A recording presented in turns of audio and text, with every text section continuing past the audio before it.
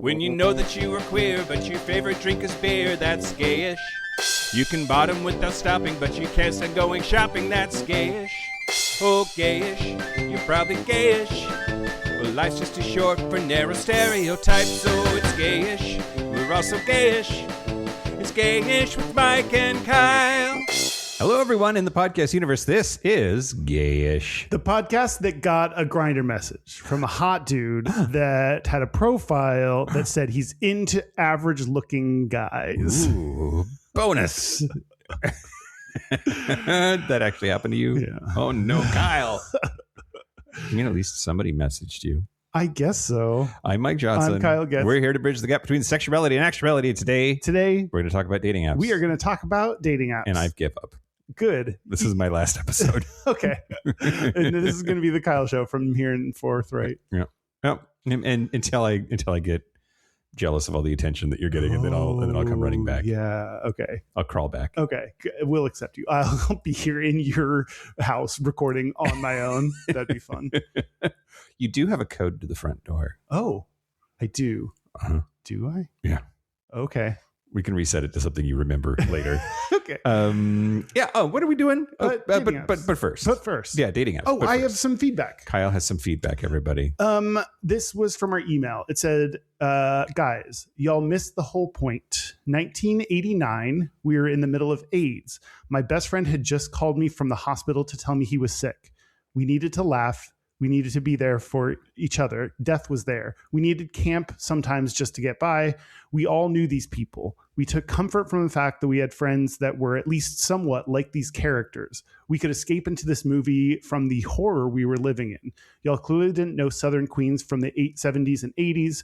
It made us laugh. It made us cry. It reminded us how much we loved each other. If you weren't there in the 80s and 90s, you'll never fully understand. These characters were our inner selves. Yes, we loved the locker room scene.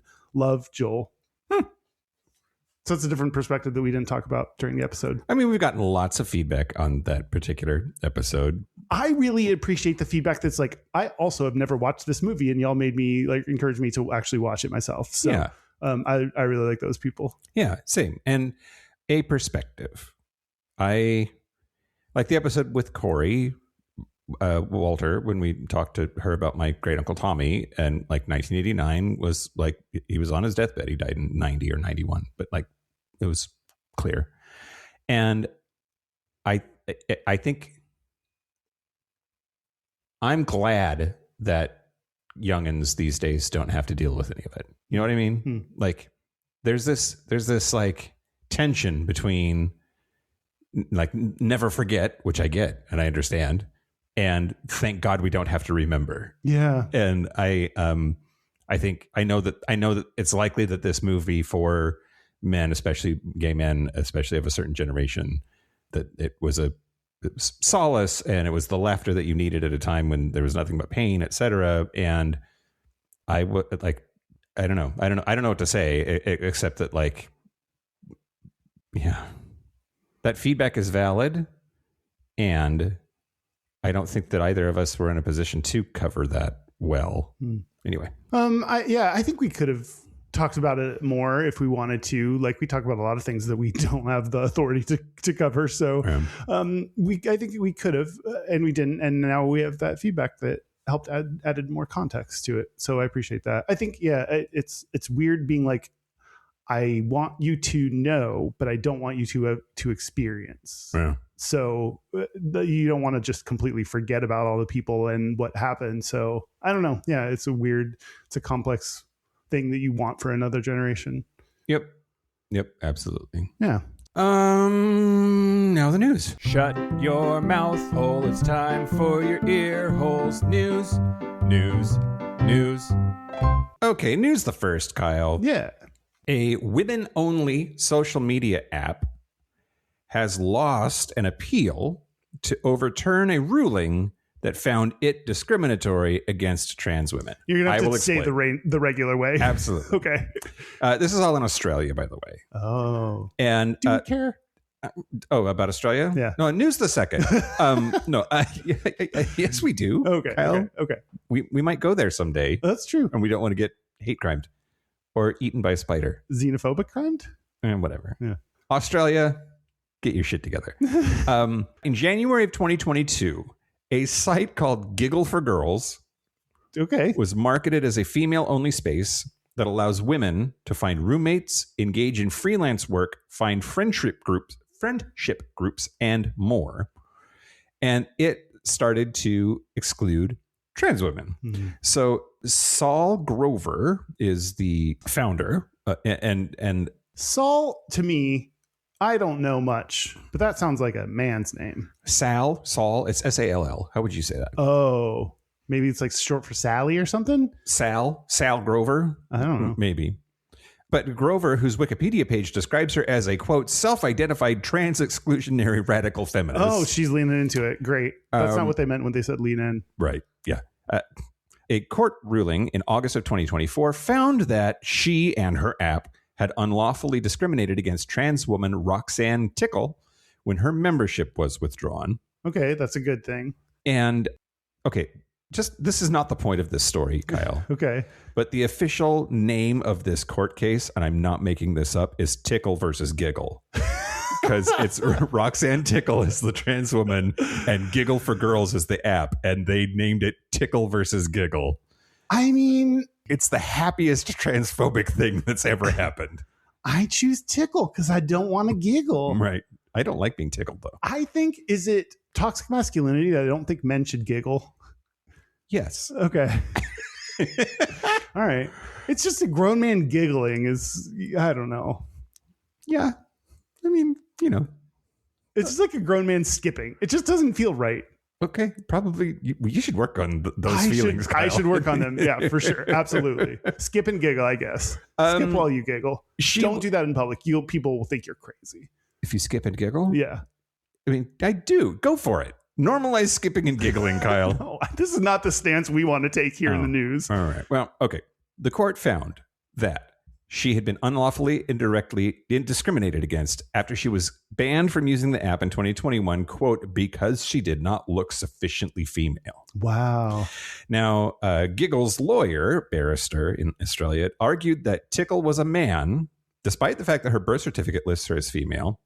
And so it was lawful to exclude her from the app under the Sex Discrimination Act. Now, Tickle's lawyer, Georgina Costello, stated that she was a woman. She had undergone gender-affirming surgery, which, by the way, should not be a requirement, but whatever, and hormone treatment, and identifying as a woman with her friends and family and at work.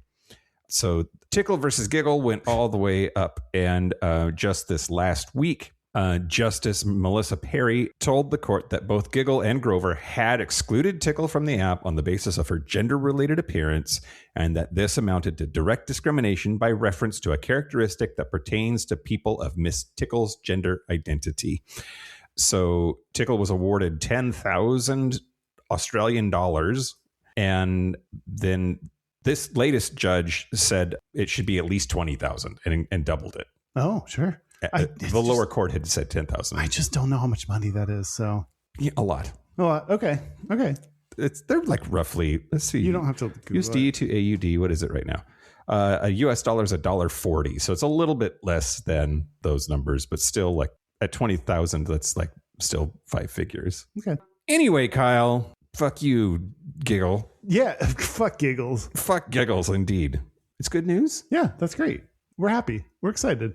Especially, okay, here's the app is not, I mean, it's in this episode because we're talking about apps and it is a thing that's happening. And none of the reasons up there were like fucking, you know what I mean? Like they said it's for roommates, freelance work, friendship groups. None of that has anything to do with what's in somebody's pants. Oh, right. And yet that's what they made it about. Yeah. Yeah, it's weird and creepy. Thanks, Kyle. What? It is weird and creepy. You were right. I'm in a weird mood today. Okay. Waiting for my pills to kick in, I guess. Okay. News of the second? Yeah. Okay. So, city leaders in Seattle, Washington. Hey, we live there. That's here. We're presently located in that place. Mm-hmm.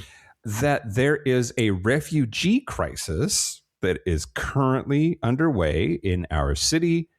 That is trans Americans fleeing red states. Oh, wow. That we're talking about declaring a civil emergency because of the number of individuals moving to Seattle. This is according to Seattle Gay News. The Seattle LGBTQ Commission sent a letter to city leaders on Trans Day of Visibility, raising concerns about the volume of individuals relocating to Seattle.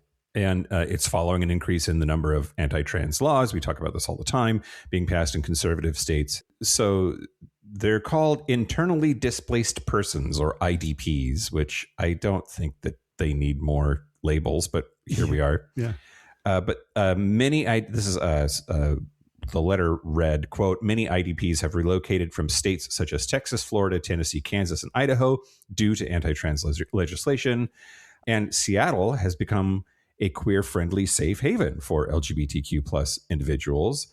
But we're starting to see strain in the resources that we have that are available for those populations. So, which we make so much fucking money here. Like, there shouldn't be a strain in these resources. If we like tax people appropriately and have the appropriate like social programs, I don't feel like this should be an issue. Well, okay. And then Katie Wilson, our mayor, is apparently in trouble for like maybe making Starbucks go away or something. Oh, so, like, I don't know, man. It's a careful balance. Like if you, it's like capitalism these days can go across state lines. Like you could say no rich people in Seattle, and it's like having a no peeing section in the pool. They're just going to go somewhere else, right? Yeah. But also don't let them bully you with their money. Like I don't know. Yeah. It's hard. You're saying that we can't solve capitalism here in Seattle, right? Yeah. At least I don't think so. I don't think so either. Not with that attitude we can't. Nope. Maybe. Anyway, I just thought it was really interesting that apparently being friendly to trans people, it's gotten so bad that there's just like this wave of trans people moving here. Huh. And we're trying to figure it out. Yeah. Yeah. Okay. News the last? Yeah. News the last, Kyle. Last week, gay sports icon Jason Collins passed away. Oh. He died of cancer. And Charles Barkley has feelings about it. Oh, good or I'm nervous. Yeah. So he said, quote, we live in a homophobic society, and that's unfortunate. The unfortunate part is that there are many closeted male athletes playing today in professional sports who refuse to publicly declare they are gay, bisexual, or queer. And I think it's interesting that none have done so in basketball since Collins came out in 2013. Wow. And he's right. No NBA players since Jason Collins has come out. So we're like, yay, gay people in 2013. Dead silence since then. Wow, it feels like we've regressed so much. Yeah. Carl Nassib made history when he came out as an active player in the NFL in 2023. R.K. Russell, who was a free agent, came out as bi in 2019, but never returned to the NFL. There's a long list of veteran athletes in the NFL and Major League Baseball, MLB, a handful of active minor league ball players. And then there's, of course, Michael Sam, who was sort of drummed out of football because of coming out. Anyway, Charles Barkley said, quote, anybody who thinks we ain't got a bunch of gay players in all sports, they're just stupid. But there is such an atmosphere toward the gay community, and that's what's really unfortunate. And anyway. Charles Barkley being an ally. Appreciate that. He's like, there are a bunch of faggots over there, but in the nice way. Yeah, faggots be everywhere. Faggots be everywhere. Yeah, he's being an ally and talking about, you know, the unfortunate state of professional men's sports when it comes to gay people. And that's it. Okay. That's the news. Speaking of faggots being everywhere, I want to thank the following new Patreon members. Thank you to T. Doyle. T. Doyle? Is that from a movie? Oh, Doyle rules. Oh, that's what I'm thinking. Is it? Yeah. And thank you to Marino. Mononym like share. Marino? Yeah.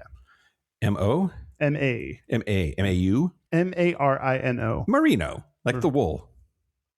Okay.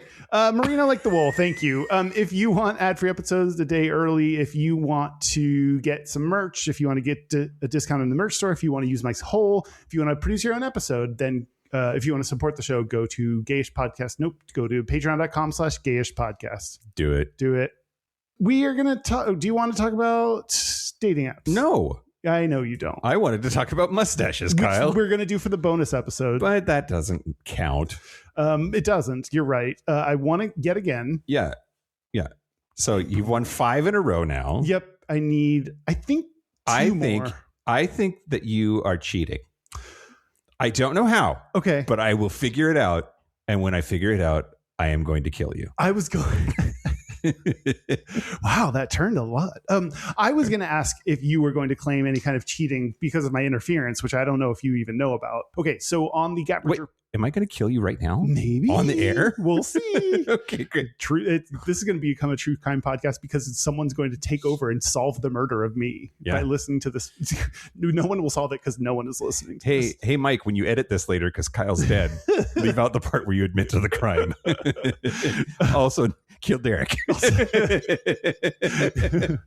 Okay, the Gap Bridger poll, dating apps won with 56% of the vote. Mustaches got second with 38%, and Lighthouses, which is your frogs of the month, it got 6%. They look like dicks, Kyle. I really thought that maybe, okay, if I only had to come up with one instead of two, and all of the Lighthouses voters went to mustaches instead, would I have won? No. God damn it. Lie to me, Kyle. No, I won't. I refuse. Someone on that Patreon poll posted, didn't we have dating apps already? That's when Mike had someone work on his profile. Yeah. I replied from Gayish and said that episode was called App Makeover, so haven't done a proper episode called Dating Apps yet. Okay. Do you think we did episode 26 was hookup apps? Yeah. Episode 155 was App Makeover. Yeah. So I did say true things, but I don't know if you would count that as interfering in the poll. No, it's fine. Oh, okay. You did great. Okay. You just said a true thing that's real. That's what I went with. Like I was because I You didn't say this is Kyle. If you hate Mike as much as I do, vote for dating apps. Hi, it's me. From the official account, which doesn't help you clarify who it is. Okay. I thought you might use that as leverage to claim a foul on the whole thing. Sure. You're not going to Donald Trump it. No, God, no. Okay. The tiebreaker poll, dating. Now, I might get a hold of the good people at Patreon and say, look, if you could just find me 5 or 6 more votes. Yeah. The tiebreaker poll, dating apps had 53%, mustaches had 33%, and lighthouses had 14%. You also would not have won if you add mustaches and lighthouses together on that poll. It's fine. Like I said, I'm done. Oh, but I think I need to win 2 more. You do have to win 2 more. So, but that means I need to win 1. 7. Oh, okay. You need to win 1 at some point. 7 of the next 8 of them or whatever. Yeah. Yeah. No, 7 of the next 7. I have to win them all. No. Oh, yeah, you do. June. Yeah. Yeah, you got to win all the rest of them. I have to win all the rest of them, Kyle. You know, crazier things have happened. Something's wrong with our math here. The poll system in Patreon is counting it wrong. I guess. Yeah, but are you ready to talk about dating apps? I guess so. Okay. You already said this, but we did Hookup Apps episode 26. Mm-hmm. That was so long ago. I think I don't even know. Were we alive back then? I don't know what was said or who said it or what format our show took at that point. So. Yeah, and then we did the App Makeover episode, which you already talked about. And is there a difference to be made or a distinction to be made between dating apps and hookup apps? Okay, that was going to be my question. Is like what defines a dating app? That is, I think, a legit question in this one. I think that sometimes dating apps can be used broadly and sometimes they can be used specifically. Sometimes people say dating apps as a euphemism for Grindr. Yeah. Which is really funny because they don't want to say like hookup apps or they don't want to say Grindr. So they just say like a vague dating app. Mm-hmm. And I dislike that and don't do that. When I talk about the apps that I'm on, I talk about hookup apps or dating apps. And I think that hookup apps meaning Grindr and Sniffies. That's how I use them. Yeah. Dating apps. I think Grindr we'll talk about whether Grindr is an actual dating app. Mm-hmm. But when I talk about dating apps, I mean Hinge and Tinder. Mm-hmm. Mm-hmm. So that's my working definition of what these apps mean. And that makes sense to me. Okay. And it's clearly different for straight people. There's no straight version of Grindr. They think it's Tinder. There is, right. And it is not. There is no hookup app for... There's no Sniffies for straight people. That would be hilarious. There actually might be. Oh. I read about some apps that I forget if I actually wrote them in my notes. We'll discover that together because I forget. Is freakbooty.com a site because I feel like it needs to be. Where did you get freak booty? I don't know. It's just I was trying to figure out freakbooty.com. Nope, not a site. Did you mean freshbooks.com? No, I did not. Do we need to buy freakbooty.com now? I guess. Okay. Yeah, we can. AI can generate us a dating. If website. I was going to invent stiffies for straight people, it would be called freakbooty.com. I think you got something. I think you're onto something there. Excellent. Yeah, I forget if in my notes we have anything about straight dating apps, but okay, yes, this is a gay thing. Yeah. Yep. Okay, so we've been talking about personal stuff at the top of the show here lately, just like a little mixing it up, trying it out, And I am in a open, long-term committed relationship, and so I really haven't been dating or hooking up on apps for a while, except when I'm traveling, and then it's just hookup stuff. So like, I agree with your distinction. There's dating apps and there's hookup apps, and I think we roughly agree on the same ones, like Grindr's in this weird middle area, and the rest of them is pretty clear which camp it's in. Yeah. But I've been using it less and less and less, and I think it's because I'm bad at it, which has been a theme throughout the entirety of our show, Kyle. You use them less because you're not because like when you're open, do you mean like open like sexually or open like romantically? Not open romantically. Okay. So that would make sense that you would use the app that matches the thing that you're open to. Yes, exactly right. Yeah. Exactly. So right. why are you putting yourself down in the mix just to put yourself down? There's no reason to. Wait, what? I don't understand. You said that you're bad at it. I think that's just a fact, Kyle. I'm not disparaging myself. I just don't get the relevance if you're bad at dating apps, but you're not using them at all recently. That's not why you're not using them. Oh, sorry. I don't use any of them, dating or hookup. Yes, you do. Except when I'm out of town. Except when you're traveling, yeah. And then I don't really use them either. Like, I don't really. I thought you were like on Grindr the second we landed. Not this time. You even noted when we were in Indianapolis for PopCon, you're like, what? You haven't logged into Grindr yet? Yeah, this was like, because it was hours later the first time I looked. Yeah. And here's the thing. Mostly it's because it's the dopamine hit. I'm like, I can't remember the last time that I hooked up with somebody because I found them and connected with them on Grindr and then made it happen. Even when I'm traveling, which is a lot. I travel a lot for work, but like, I just don't like if and when I hook up, it's at the bar. Wow. And I'm on Grindr to like, because the likes and the swiping and all of that like is titillating or motivating or stimulating is the word. Mm-hmm. But I don't actually hook up. Interesting. Like, yeah. You meet people in real life? Like you talk to them in real life and then take them home? Yes, Kyle. Wow. What's that like? Safe. It's safer. Is it? Yes. I don't know that's true. Yeah. That's wild to me. I do not know the last time I like met someone in person and was like, hey, do you want to go fuck? And then we did that. That's how it used to happen. That's how it used to happen. Mm-hmm. And now it doesn't anymore. No, it doesn't. I'm fine with that. Yeah. Yeah. Okay. You said you're on Tinder and Hinge? I'm on Tinder, Hinge. I've stopped using Field. That just hasn't worked for me. I've tried Archer.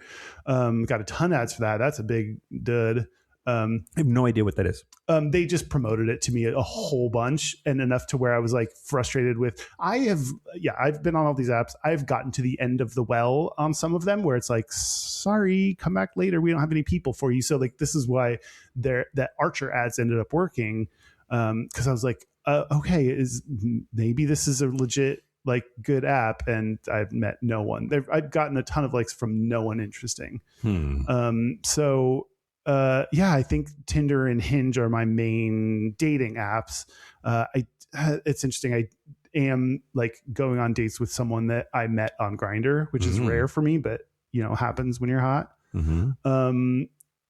But yeah, mostly Tinder and Hinge. And I feel like Tinder has the volume of people, so you're more likely to like make a match there, or there's more people. And I think Hinge has the quality of app that I like. So that's why I use each of them. It's interesting. Are you more successful with one than the other? I was trying to think through that, and I don't think so, because I'm actually dating, like, I'll talk more about this on the personal news in our bonus episode, which comes out in a couple weeks. I'm dating a few people, and like, there's a guy I met on Grindr, a guy on Tinder, a guy on Hinge. Like, I got the trifecta. Wow. So if any of those apps want to sponsor us and follow Kyle's legacy.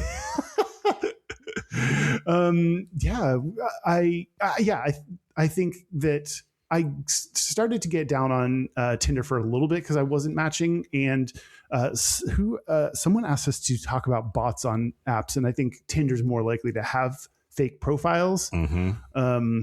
So I don't know, but just like Grindr, you just kind of use the app that a lot of people are on because that's where people are, and it's a self-perpetuating system. Yep. Yeah, and we're going to talk about bots a whole bunch. Oh, okay. What did you like best back when you used them? For dating? Yeah, for dating. How did you meet your boyfriend? Grindr. Oh, we met on Grindr. And so this is like why I'm bad at it. I think I want to talk to people, and lots of apps, that's not what they want. That's hookup apps. Dating apps, people want to talk, right? Right. Okay. I did Tinder for sure. I did Match for sure. I did Hinge for sure. I think that's all for like trying to date. But yeah, like I don't know. I just never was super successful at them. Although the guy that I was dating before my boyfriend, that was off of Tinder. I think it feels very difficult on dating apps, and it feels like you don't have success because the volume of people that you're swiping through and match with and don't end up talking to is like so much. Like, if to match with someone is, I feel like, rare, and then so that whittles it down, and then you whittle down like the people that will actually respond to your message even though you matched, and then the amount of people that you like talk to enough that you form like some kind of communication drops it down, and then the number of people that you actually get to a date with is so few out of the total number that you started with that it feels like it's not successful. But I think it's about, just like Sniffies, where I say hey to a bunch of people that I think are hot. Like, I think it's just a volume game. Yeah. The funnel of things that leads to actually dating somebody is deep and dark and twisty enough that there's just maybe a drip or two that comes out the bottom of the cone, right? Yeah. It's rough. Yeah. If the bottom of your cone is dripping, go to a doctor. You just take your dog CPAP. Yeah. So I think it can feel hopeless sometimes. And it has for me. That is, I have recently, until very recently, been feeling very hopeless on the dating apps and frustrated with it. And like, I don't have any other option though. And a lot of people are like, oh, have you tried like going to something in person? It's like, no, like that is not my avenue for meeting people. And even if I did sign up for like, let's say a gay sports league, if I don't like anyone on my team, now I'm stuck doing this thing I don't really want to do for a year. With people that I am not interested in. Like, I just did it to meet them that once. You can quit. You can join a team, see if any of them are hot, and then quit. Quit if they're not? That seems pretty shitty thing to do. But it might be effective. Shitty and effective can be the same I guess thing. That's all I care about. No, that's not. Yeah, so, I'd been really, like, striking out, and it had not been going great until recently. Let's talk about the history of apps, Kyle. Okay. History of dating apps, asterisk, since 2017. Okay. I just wanted to talk about like what's changed since we did the hookup apps episode, which was early on in season 1 of Gayish. And I assume we talked about it back then, but we don't know what's changed since then. So that's what I wanted to talk about. Okay. So we talked about Grindr tribes probably back in 2017. Okay. But what has changed the most is AI. For sure. Oh. So AI photo fraud is like the new bullshit since we talked about it in 2017. Oh God, and I'm really bad at detecting AI. Like, you're in Photoshop photos. Like, I'm going to get taken advantage of by AI for sure. Well, so do you know the hold up a banana test? No. It's like somebody, if you were getting scammed on a dating app, you would say, hey, hold up 3 fingers, or write your name on a napkin, or hold up a banana and take a picture of it. That was how you would detect them. But AI can generate that photo in seconds now. Any object, any location, and people mostly have the right number of fingers now compared to like a year or two ago, even for AI generated photos. So like you can't even really rely on the human, do this thing and then have them send photographic proof of it anymore. Did you ever do like hold up 3 fingers and take a picture and send it to me? So it's hilarious, Kyle. I have a notebook that I keep notes in for like games, for scores. And one of the pages, like near the middle of the notebook, is Mike on Grindr and an arrow so that I could hold it up to my head and take a picture. Because I definitely have been on the other side of that. And like, it's like, here's my proof, and took a picture. Can't be proof anymore. Yeah, I did that once where I was like, this guy's too hot and I don't know why he's talking to me. And he like was saying things in a little weird. I said, hold up 3 fingers and take a picture and send it to me. And I got a picture with 3 fingers. And I was like, oh, fuck, that's just like not sexy. I probably ruined my chances with this hot guy. So if they go through with it, you have not ruined your chances. Otherwise, they wouldn't have gone through it at all. I guess so. We did not hook up. Never say never. So in 2023, an estimated $250 million was stolen from people using romance scams on dating apps. Oh. In 2024, that increased to $1.2 billion with a B. And in 2025, $3 billion. It has gone up by a factor of 12 in just 2 years. And that is almost certainly because of ChatGPT and other generative AI tools making it easier to scam people out of their money on dating apps. Sucks, man. Tools for scammers just keep getting more sophisticated and intelligent. Yeah. Be careful out there, everybody. Yeah. In Norton, Norton antivirus. Yeah. But they do other stuff too. But they did a report in 2026 about artificial intimacy, and they blocked 17 million dating scam attacks in Q4 of 2025 alone. Wow. Half of U.S. online daters say they've been targeted. 74% of those targeted fell for it at least once. Oh, no. So that's like 40% of people on dating apps have fallen for at least one. And that doesn't mean they fell for it like hook, line, and sinker and lost money, but that they went further with someone that turned out to be a scammer. Oh, God, that sucks. That's so many people. That's such a high percentage of us that have done that. Yeah. Yeah. And this number is going down every year that we've studied it, which has only been the last 4 or 5 years. But currently, only 46% of people can correctly identify an AI-generated photo in a controlled test. Oh, that makes me feel better that it's like 50-50. Like I'm really bad at it. So yeah. Have you ever fallen or gotten down the road of a romance scam? Yeah. I was madly in love with a hot military boy who was deployed overseas, and I was going to send him a care package, and he said, no, I would prefer cash. And I was like, okay, listen, bitch. I'm not sending you fucking cash in the mail. Yeah. And then he blocked me. So it's talking about different kinds of scams. In the AI era, there are 4 main scam flavors that security firms are tracking. There's one that they call pig butchering. Ew. You build up a slow build relationship with them and then eventually hit them up for a crypto investment. Okay. Anytime someone starts talking crypto, I'm like, okay, great. I'm out. Yeah. But like a lot of them lead with that. It's like the third sentence in a back and forth. It's like, can I tell you about my crypto? And like, Jesus, fuck, no, absolutely not. The second category is deepfake impersonations. It's a full AI face and voice and persona that has been constructed by AI. There's AI assisted sextortion, where you send them some pictures and then they use AI to enhance those to make it look like you doing things that are compromising and then blackmail you with those photos. But why wouldn't, okay. Yeah, why wouldn't they just like, they could blackmail you for those photos, get money, and still release them? Like they're not obligated. Like paying them doesn't give them any kind of like obligation or. Don't negotiate with terrorists. Yeah.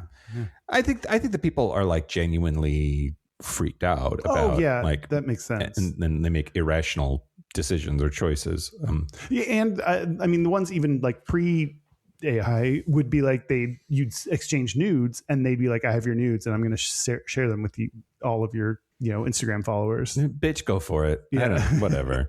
And then the last category is fake verify your real pages. So they're trying to get you to give them an ID or some other photograph of a card of some kind as a pretext for verification, verifying who you are. But then they're stealing your identity. If you I haven't heard of that one. That's good to know. There are a bunch of DMs that are celebrity impersonation DMs. So 61% of U.S. daters contacted by someone pretended to be a celebrity. Wow. Yeah. If Shakira DMs you to hang out, no, she didn't. Yeah. I mean, probably not. No, she didn't. Yeah.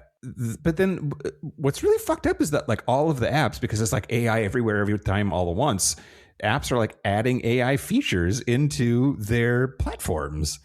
So it's like they're complicit and making it worse, right? Like Tinder has a photo selector AI that they released in July of 2024, which will scan your camera roll and pick your 27 most matchable photos.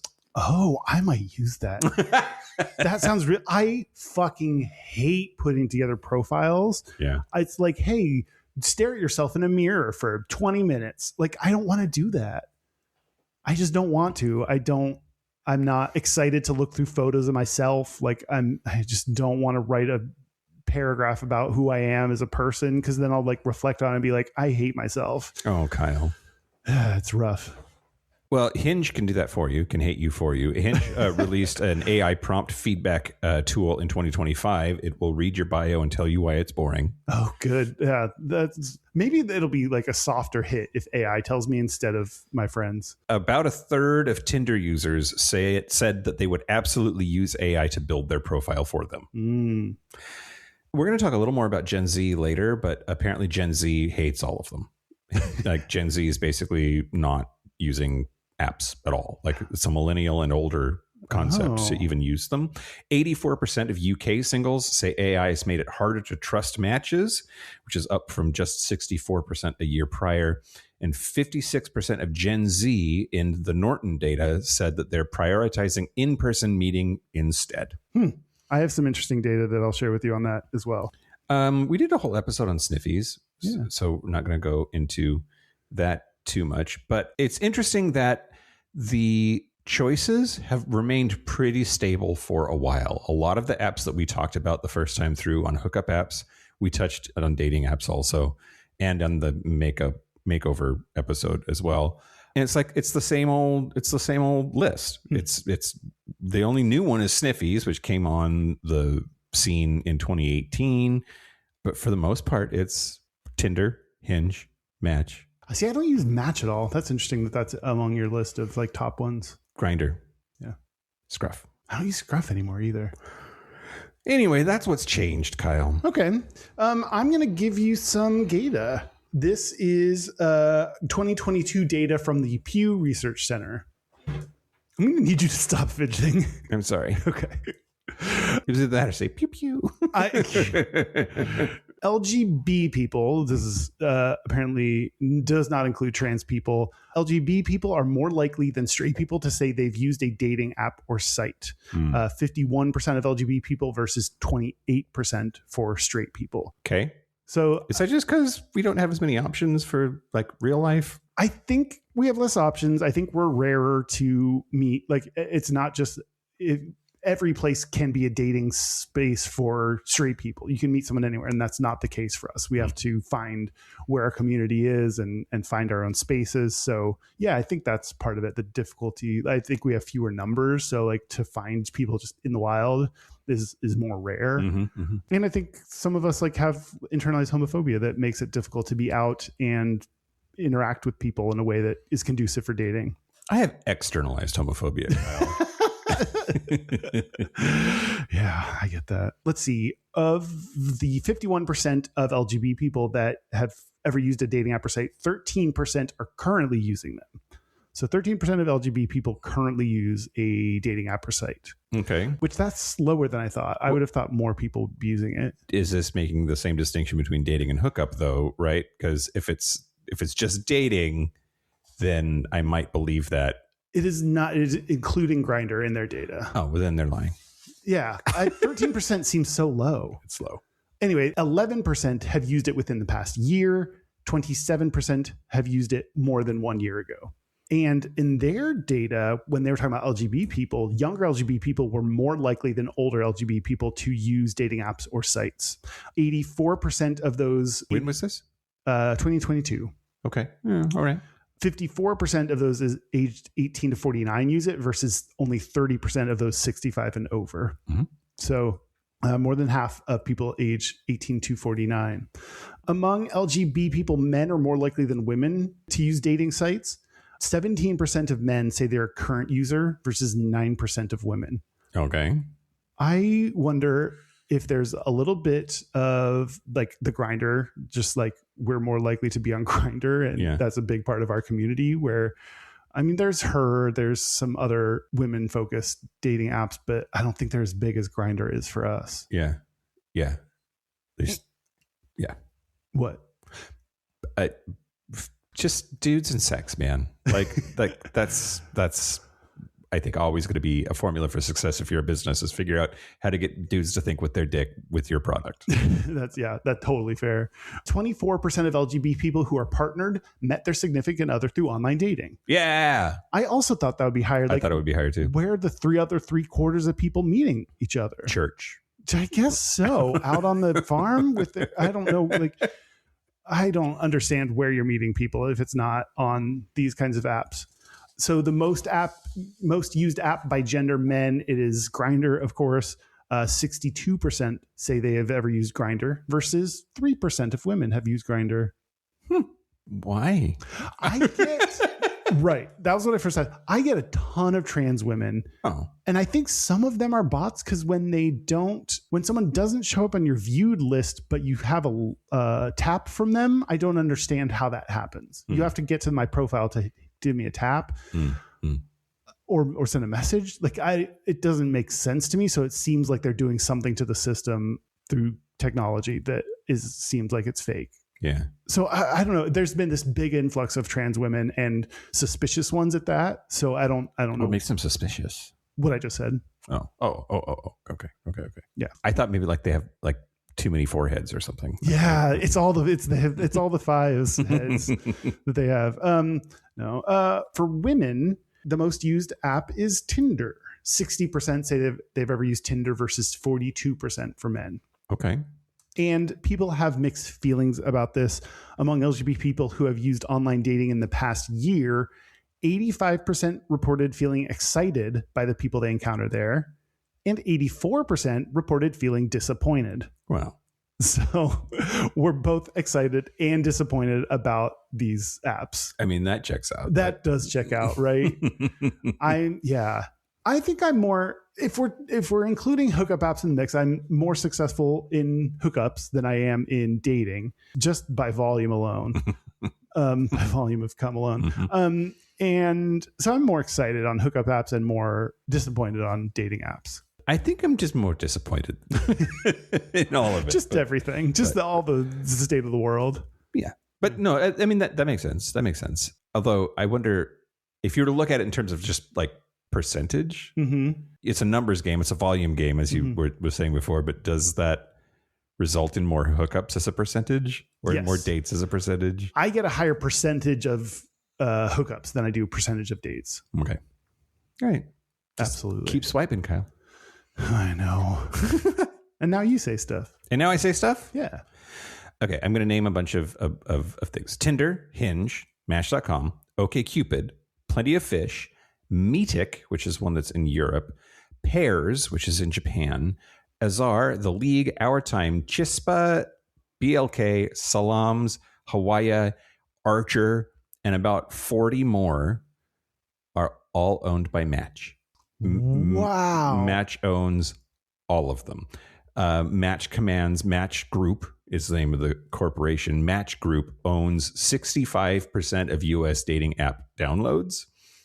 Bumble is the only one that I had heard of that isn't part of Match Group, and Grindr, which is its own company. But Bumble's parent holds around 33%. So 98% of US dating app downloads are owned by either Match or Bumble. Wow. Grindr doesn't even get factored into the mix of... overall downloads? It's not even among the top ones. Maybe not. Wow. There's a lot of us, but there's a small percentage of us comparatively. Oh man. But there's like a two firm, not a monopoly, but a biopoly. Yeah, at least it's not a monopoly. At least there's someone challenging it. Like Grindr, I feel like after Sniffies came out, like was forced to innovate a little bit and think about more stuff, which I think is a good thing. So it's frustrating when there's only one. So at least there's two. Tinder is the number one downloaded dating app in 45 out of 50 U.S. states. What's the other one? I don't know. $3.5 billion in 2025. Tinder alone was almost $2 billion. Hinge is the other part of Match that is driving growth, projected $1 billion revenue by 2027. And as of just a couple of weeks ago, Kyle, they own $100 million worth of Sniffies. Wow. I mean, if I was Sniffies and someone came in and said, I have $100 million to invest in you, I'd be like, yes, sir. Absolutely. I will take your money. The money that you get is advertising or subscriptions. And the subscriptions feel gross to me. For hookup apps? No. For dating apps. Okay. To say we have a match for you sitting here and it is behind a paywall just feels gross. Yeah. Someone wants to talk to you, pay me and I'll let them. Exactly. Yeah. I don't know that they're other than just going for, well, a Hinge doesn't do that. Now that I think about it, maybe that's one of the reasons I like it better is like if someone matches with you and you don't like them yet, they will tell you who the person is. With Tinder, it's like, we have all these likes. We have a bunch of likes for you. Do you want to see all the people that like you? And it's just like, we're hiding your next love right behind this paywall. Yeah. It just feels gross to me. It is gross. Yeah. Maybe it just is gross. Kyle. Maybe it is gross. But I mean, I also appreciate that they need to make money somehow to stay in business. Like, do I want there to be a publicly funded dating app? Like, I don't know that that's what I'm advocating. So like, they have to make money somehow. Yeah. The government's not real good at this kind of thing. I don't know that I want the government in charge of my dating life. Okay. So on Valentine's Day of 2024, 6 plaintiffs sued Match Group. It's Oxayan et al. Versus Match Group Inc. because they allege that Tinder, Hinge, and the League were designed intentionally to be addictive and not actually pair people up. Oh. The core claim was that Match intentionally designs the platforms with addictive game-like design features which lock users into a perpetually pay-to-play loop that prioritizes corporate profits over its marketing promises. And I think that's exactly what you just identified, Kyle. Like people, we need love and connection and like long for relationships and to find our person. Like that's part of our hardwiring biologically, and to then like force people to pay for that is gross. Yeah, but what's the alternative to having these kinds of apps run by companies? It seems like maybe just like nonprofits. It's not that it's a company that's behind it. It's the company's behavior while doing it, right? Like if it was just like, if it was $6 a month, but none of the like, aha, gotcha, trap you into it, addict your monkey brain, like hide things behind paywalls to actually succeed. Like if it was just $6 a month, here you go. I think that that's morally defensible in a way that these other kinds of behaviors are not. So things they would need to do to feel a little bit better would be charge less, make it less gross on like how they hide people from you. Yeah. They would lose people. That's why people pay. So they would lose somebody subscribed. They would like lose a ton of money. And like, I don't know, maybe would they be able to stay in business? Yeah, they're making a shit ton of money. So they'd probably be fine. But their CEO would have to take a cut from making millions of dollars. So. Well, Match called that case preposterous. Yeah. And immediately moved to compel arbitration based on the fine print users accept on sign up. Oh. It's in the EULA, they said. Yeah, this is interesting because I wonder how those are going to hold up in court. Well, arbitration provisions were binding, according to Judge Beeler, and the class action was terminated. Wow. Yeah. So the claims are now arbitrated one by one. There's no class action leverage involved anymore. Basically, Match won procedurally. So if you agree to something in the terms and conditions that you sign up for, you're signing a contract. At least in this case, yeah. Yeah. Yep. That's shitty. Yeah. Okay. Grindr has gotten in a bunch of trouble. Norway, the country of Norway, fined Grindr $7 million for violating GDPR because they had shared. GDPR? It's the law in Europe about personal information privacy. Oh. Yeah, so there was a Norwegian nonprofit called Sintef that caught Grindr sharing users' HIV status and last test date with two analytics firms, Aptimize and Localytics, tied to GPS and phone ID and email. BuzzFeed broke that story on April 2nd of 2018. Grindr's defense was, we didn't sell it, we shared it for analytics. Does that matter? What's the law, though? Does it sharing or selling? It was a GDPR violation, and they, in 2025, the Court of Appeals upheld the fine on every point. But you'll note that it took from 2018 to 2025 for them to actually reach any sort of resolution and have to start paying fines on this shit. This is why companies can just do illegal shit for a little bit. And like, unlike humans, they go to court and they're like out and free to do it. They're not like thrown in jail. It's not like temporarily stop while we figure this out. They just keep doing what they're doing. They break into the market. They get their foothold or their lead or whatever, thing they're violating to achieve. And then later they have enough money because they're now a giant company that can pay them back or whatever. And you can take things as slowly as you need to if you've got enough lawyers. Yeah. Anyway. So I guess I'm done. Okay. That's it. That's part of the business and the legality of this whole thing. And it's just, a lot of it is gross. Yeah. It's gross and depressing. That sucks. But I don't feel like, I said this before, I don't feel like I have another option. I'm going to tell you a second round of Gata. Yeah, Gata. I have another research study. This is called Am I Too Straight for the Gay People? Am I Too Gay for the Straight People? A qualitative analysis of how young bisexual women navigate self-presentation on dating apps. Sounds like a verse of our theme song. Yeah, that entire paradigm, I thought was perfect for us. And also, we've been talking about bisexual women on so many of our research studies where they jump out as having a higher rate of whatever thing we're talking about than other groups. They stand out in groups. And so I was like, an opportunity to dissect bisexual women specifically. That's fun. Yeah, we don't want to dissect bisexual women, Kyle. That sounds, You were talking about this pig slaughtering option before, so I don't know. This was by Charlotte. Jesus Christ. I think that's a Pokemon. Really? Charlatan. Charlotte Hackett and Natalia Gerardetti. This is published in the peer-reviewed journal Young. This was published in 2023. The background is they wanted to understand young bisexual women's experience on dating apps. They defined bisexuality as the potential to be attracted romantically and or sexually to people of more than one sex and or gender, not necessarily at the same time, not necessarily in the same way, and not necessarily to the same degree. Sure. It's interesting that they called out some of the assumptions people make about bisexuality that aren't true, that, people exclude themselves from bisexuality when really they don't need to, because you don't have to fit all of those expectations or molds. It is interesting that definition, I think, casts a wide enough of net that it would catch people who don't label themselves as bi. Yes, this would include probably a lot of pan people and a lot of other categories of people. A lot of people who identify as straight or gay, I would think. They said that, quote, research on bisexual visibility has noted a lack of a distinct bisexual visual identity, end quote.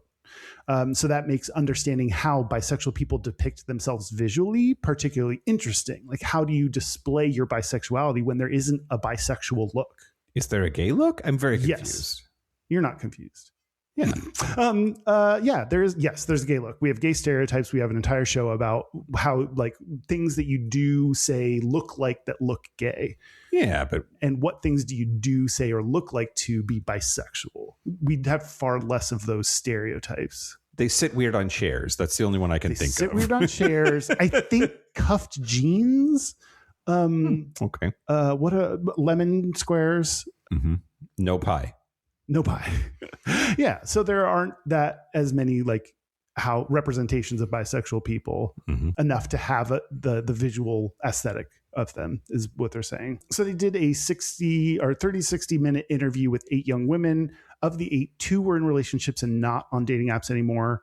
2 were single and not on dating apps, and 4 were single and using dating apps. So they found 2 major topics that I'll break down: coding and decoding digital bisexual identity. If you know, you know. This is how they explored how people visually represented themselves. Given how hard it is to show bisexuality, how they accomplished that is they would show photos taken in queer spaces. That's the if you know, you know. They would select queer artists on Tinder's Spotify Anthem feature. That's interesting. So that's like a way to be like, hint that you're queer by picking someone queer, or replaying recognizable clues. Replaying, I don't know what that means. What did I write down? It is true. If there was a straight dude on a dating app and like it had Chapel Roan as his like music for his profile, I'd be like, okay. Yeah, but like to make that your selection is saying something really specific. Yeah, someone said, quote, being a bisexual woman, you've got to make yourself look queer to some extent because it's quite hard to get matches on queer dating apps if people think you're bi-curious. You're being a fake bisexual, fake lesbian because you look more feminine. They run into this challenge where they don't want to look too femme to present as straight, but they don't want to look too masked so as to look like a lesbian. So they got to find some kind of middle ground in how they present themselves. Okay. Someone said, it's like, am I too straight for the gay people? Am I too gay for the straight people? Where do I fit in? They did adjust themselves based on the context, based on, for example, the app. Tinder was a little bit straighter and for sex, for example. Yeah. Which is so funny that for straight people, it's for sex. The other big finding was called calling out and managing responses. There were varying approaches to disclosing or not disclosing your bisexual identity on apps like Her, which is for queer women. The idea that a woman is also interested in men may undermine her stated interest in women as a woman who likes women, which is unfortunate that part of your identity gets invalidated because you also have this other part of your identity. So it's hard to decide when to disclose this information. Someone said, quote, I'd never outwardly put the rainbow emoji or that I'm bi because I feel like boys especially romanticize and sexualize bi girls. Like, have you kissed a girl? Can I watch? That's the kind of interactions I'd get if I put that I was bi on my profile, because that's what I'd get from shitty men. Lesbians, it's interesting. Lesbians that get the comment, can I watch? Bisexual people get the comment, can I join? That's the fantasy of men when they see bi people. Yeah. Well, by women. By women, yeah. And can I join when you're with another woman? Yeah. God, dudes. Yeah. Have a little chill, and maybe you can, but like you got to be cool about it. I do wonder what's going on for the people that would not date a bi person. Like what are the motivations for that exclusion? And is it that like they're threatened by the idea of, you know, you might be into more people and sort of insecurity about like, I can't give you everything that you are going to need. And so there's a built-in jealousy there, and it's probably both, or is it that it's hard to understand? Like when you're in a same-sex relationship, you sort of think that you come from a similar experience. And so you understand each other more. Yeah. And maybe it's harder to get into the mind of a bi person and understand them. So that makes them feel more foreign somehow and then less available or interesting or that seems like desirable. A more subconscious effect rather than a conscious decision. Totally. Because you could say that same thing about like race. Totally. I think part of it is people's shitty feeling that bisexuality is a phase. So they're not really bisexual or they're just experimenting. So you wouldn't want to be with them because you think like eventually they'll go back to being straight or go full gay. Like, you know, like I think that's part of it too. Yeah. Okay. By not putting your bisexuality on your profile, people may question whether you're actually bisexual. So there's, I don't know, a little bit of damned if you do, damned if you don't kind of effect here. And then it generally talked about just men are shitty to women online. And that is particularly noted when you're bisexual. someone said, quote, someone will message you like, hey, and then you won't respond. And they'll be like, you're a fat slag. I hate you. I hope you kill yourself. And it's just like, all right, fuck me. Do men really say that kind of thing? I Yes. suppose they must, but like, yes. To good women God. online, yeah. Whew. Yeah. What have we done, Kyle? It's interesting because I think one of the things that this study talked about is the difficulty of fitting in when you're bisexual, because that's the title of the paper, you know, too straight for the gays, too gay for the straights. Like they have this double level of invalidation from this community, from both communities, including the community that they're supposed to be a part of because there's a fucking B in the name. Mm-hmm. And that makes it feel like you don't have a place, like you don't have a spot, and you have to constantly adjust and change your appearance and how you label yourself or present so that others will accept you. And it just seems exhausting. Yeah. No wonder they do more cocaine. Like, it sounds tiring. Yeah. What else do you got? Well, I want to talk to you about enshitification, Kyle. Okay. I don't know what that means, but I'm excited. And Okay. yeah, go ahead. Can I guess? Yeah. Is it how the apps have gotten worse and worse and worse over time? Yes, it is. Oh, I'm excited to talk about this thing because I feel like they have. Great. Maybe you'll tell me whether that's true. Great. Yeah, in the Patreon bonus segment, I'm going to talk to you about profiles that I found, and I just want to read them verbatim and talk about what's in them. But enshitification. So there's a dude named Corey Doctorow. Anyway, in 2022, coined the term enshitification. I love it. And the American Dialect Society named it their 2023 Word of the Year. Wow, good for him. He wrote, quote, here is how platforms die. First, they are good to their users. Then they abuse their users to make things better for their business customers. Finally, they abuse those business customers to claw back all the value for themselves. Wow. And a dating app's stated goal to pair you up is actually the structural opposite of its business goal, which is to keep you swiping and paying. Right. A successful Tinder user is a churned Tinder user, right? Probably. Okay. And I saw this quote: if a gym worked the way that Tinder works, the trainer would be feeding you donuts at the front desk. But they do need, it's interesting because Tinder needs some success stories, so it has something to boast about its success. Like, do you think they actually have to exist? I think some of them do, or no one would use it. Are they going to get caught if they say like, yep, Fred and Sally, they met on Tinder. They're super happy now. Yeah. Aren't we amazing for setting them up? They don't even fucking exist. Yeah. Yes, they would get in trouble. Do we think? I don't know. Okay, let's talk about the money. That's something that's definitely gotten way worse. So Tinder Plus was their subscription service. In 2015, cost $9.99 a month. Something reasonable. And it is now $24.99 a month. That's why it's like, do I want to have like Netflix or a dating app? Like Yeah. But there's also Tinder Platinum, which is $49.99 a month. Jesus. And then Tinder Select, which is $499 per month. That's $6,000 a year.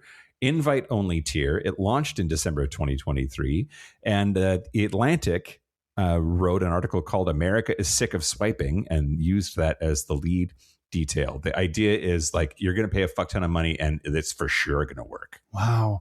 I think that I forget whether it's elastic or inelastic, whatever the demand for this. I think people want this so much that they are willing to pay whatever. There's a certain group of people that are willing to pay whatever. And so that they could for that reason, I think for that group of people, they just know some people will never pay and they're fine with that. I guess we'll call them pores.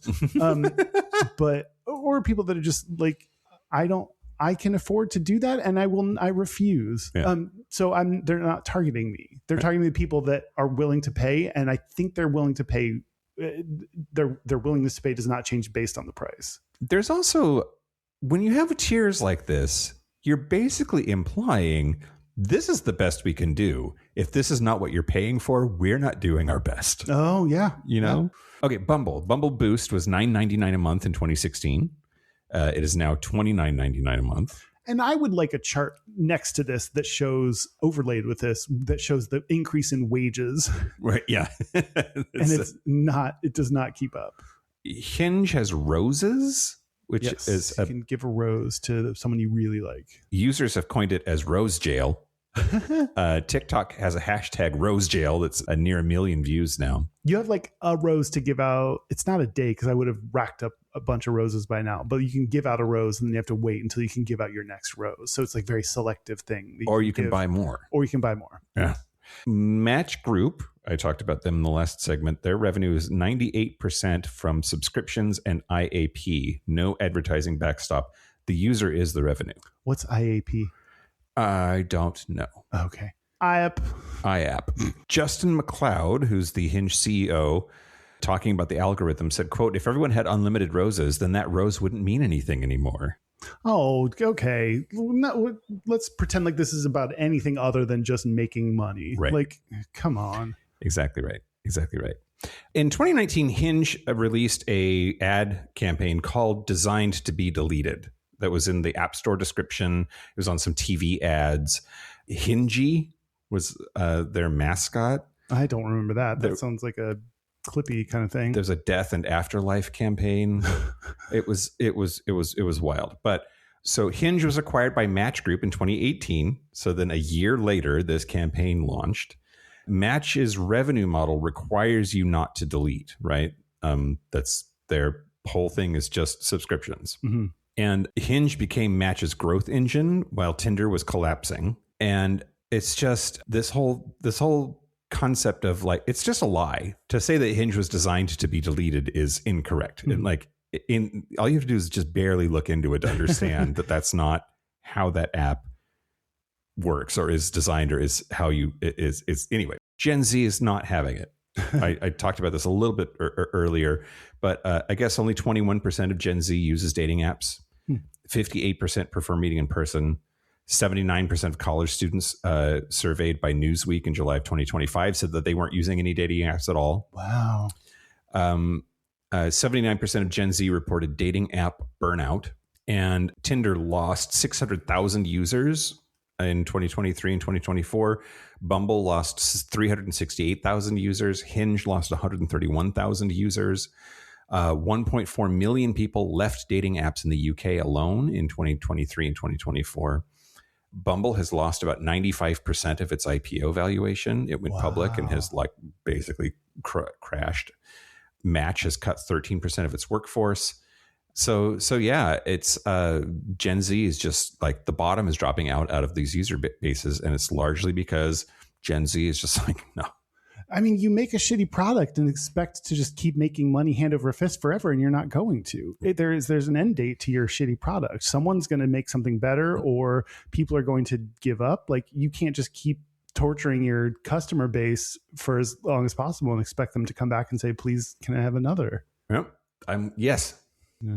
It's so shitty. Yeah. So 72% of Gen Z runners joined a run club specifically to meet people. Ugh, do I have to run to meet someone? Fuck it. I'm just going to be single. So Hinge awarded a Brooklyn running club $25,000 to host more events. Hinge is literally paying its competitors. Wow. So Gen Z mostly is doing Instagram and Instagram DMs, and then TikTok and TikTok DMs. That's how they're meeting each other. Is just through their like access the person directly instead of an intermediary, because they think of interaction through DMs and profile views and reels and all of that as being actual connection. I think they're very wrong about that, but that's a clear message that we've gotten lately from like market research, and they think that is connection. So that's how they're connecting. It's the Gen Z equivalent of meeting at a bar to like DM them on TikTok. I need to reamp my personal Instagram because I don't spend any time on that. Yeah. So it's just a bunch of gayish shit. Ew. I know. I think that's it. Yeah. This is why I'm glad that Tinder's in a monopoly, but it doesn't sound like it's helped them create too many better features or, attract a better, different user base. So I think they're reaping what they sowed. Yeah. So are dating apps gay? I think so.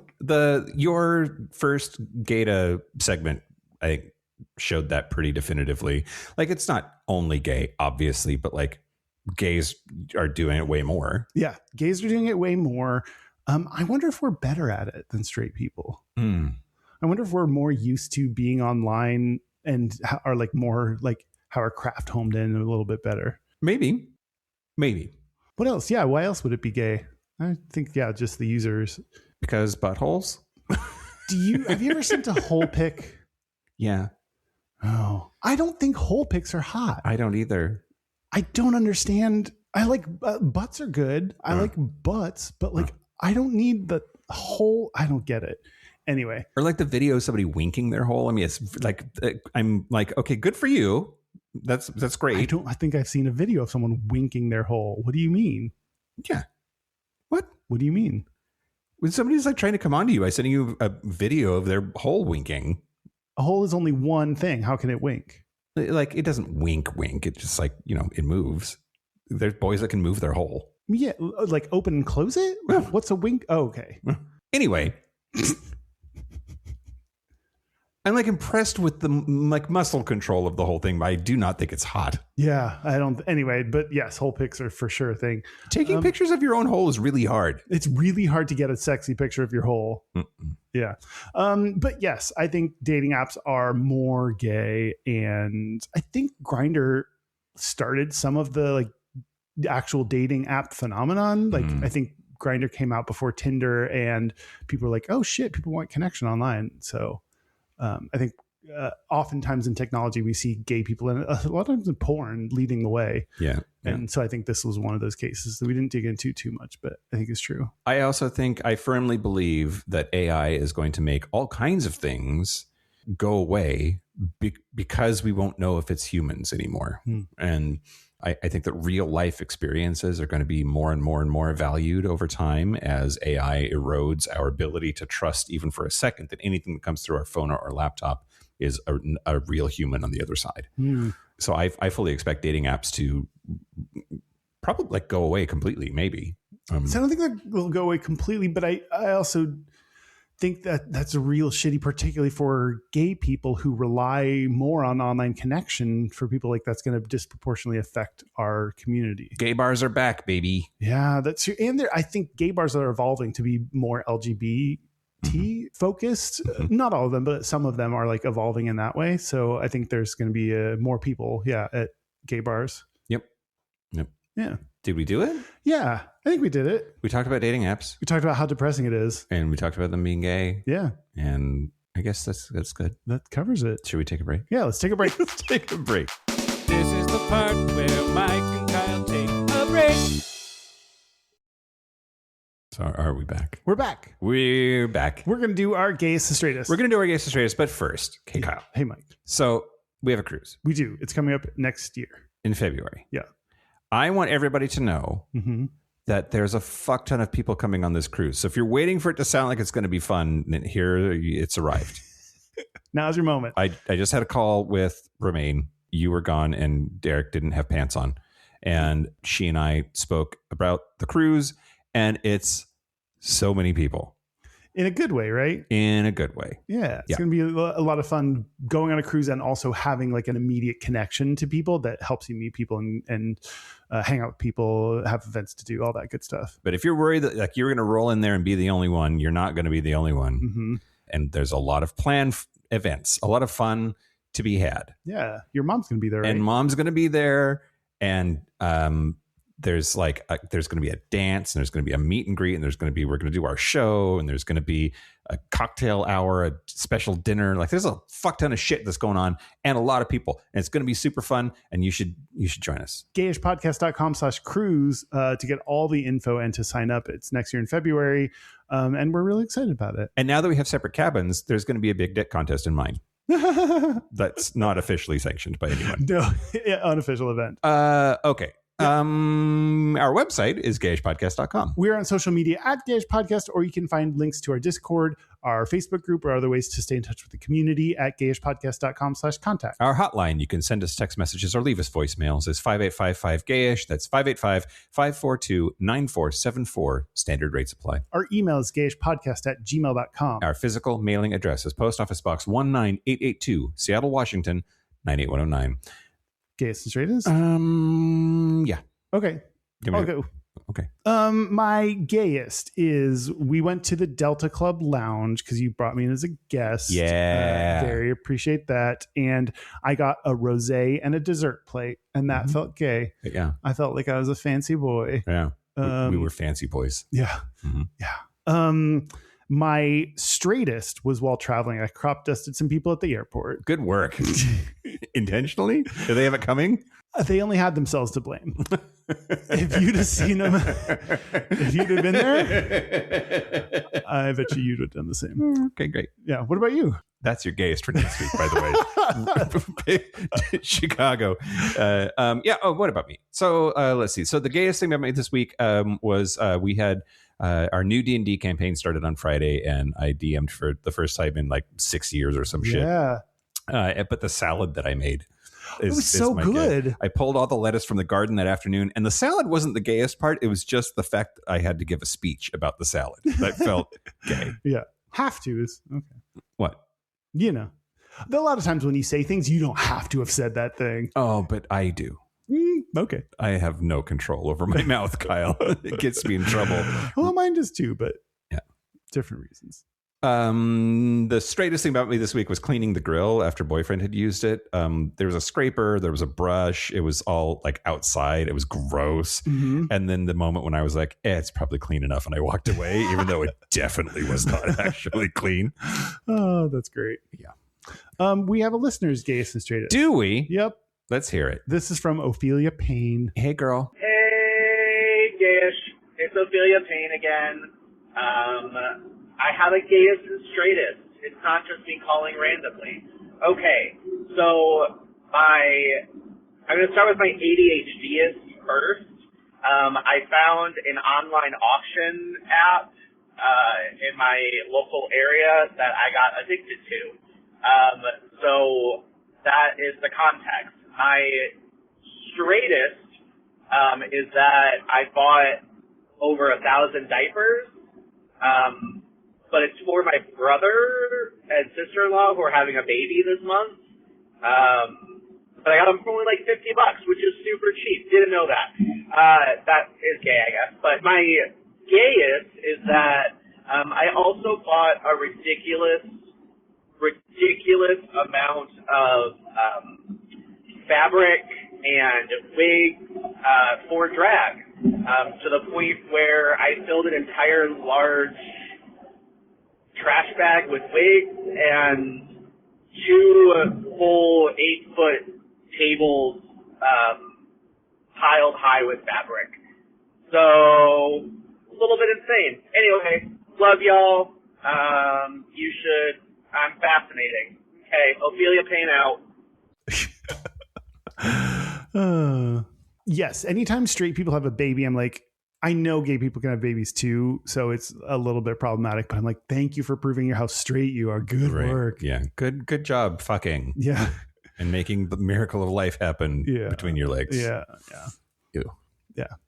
I guess that's it. Yeah. Thank you to the dating apps? No, fuck dating apps. Fuck dating apps. Thank you to all the people that go on dates with me and the people that don't stand me up. Oh, I didn't even talk about getting stood up for meetups. That happens so much. Oh, well. Well, we've got personal news coming up on the Patreon monthly bonus episode. Yeah, I can talk about it there. Yeah, and thank you to our super cappers. Yeah. Say their names. All right. I've never heard someone say, come on, hurry up without saying it.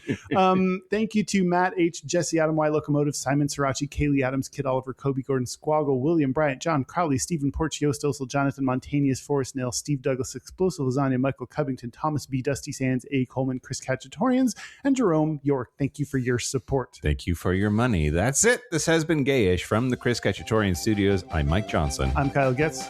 Until next week, be much, be fabulous, be you. Bye. See you next week. Are you okay? I forgot. Good work.